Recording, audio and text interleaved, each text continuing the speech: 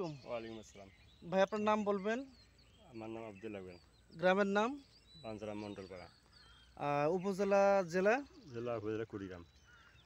এখানে আপনার কতটুকু জমি আছে? 18 শতক জমি। আর মোট ধানের জমি কতটুকু আপনি চাষ করছেন এবার? 1 একর আবাদ করছি। 1 একর। এই 18 শতক জমিতে আপনি কি ব্যবহার করছিলেন ইউরিয়া সারের সাথে? ইউরিয়া সারের সাথে ম্যানসার আর লিটোসিন ব্যবহার করছিলেন। ব্যবহার করলাম। আচ্ছা। এর আগে কখনো কি আপনি ম্যানসা লিটোসিন ব্যবহার করছিলেন? না, আমরা করিনি।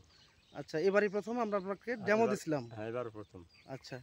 ম্যানসা লিটোসিন ব্যবহার করার পরে আপনি কি পরিবর্তন বা কি দেখতে পেলেন? রাত চেহারা ভালো হয়, রং চেহারা ভালো হয়, হ্যাঁ। মোটা হয়, বেশি মোটা হয়। আচ্ছা, আপনার হাতে এখানে ২টা পাশ কাঠি দেখা যাচ্ছে, তাই না? একটু তুলেন তো দেখি। হ্যাঁ, এভাবে তোলেন। হ্যাঁ, এটা ২টা কি একই জমির? না, কোনটা কোন জমির? এই লম্বা শিকড়টা আমার জমির।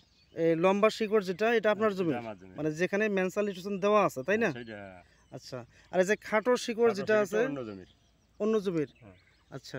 অর্থাৎ এই জমিতে ম্যানসা লিটোসিন ব্যবহার করা হয়েছে আর এই জমিতে ব্যবহার করা হয় নাই। তাহলে শিকড় দেখে কি মনে হয় আপনার?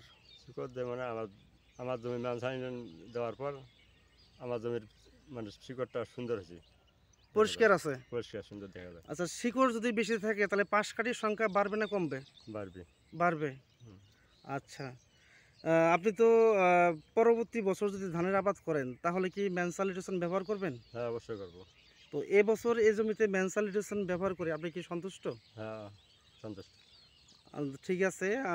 আশেপাশে যে কৃষক ভাইয়েরা আছে তাদেরকে আপনি কি ম্যানসা লিটোসিন ব্যবহার করতে বলবেন? হ্যাঁ, আগামীতে বলবো।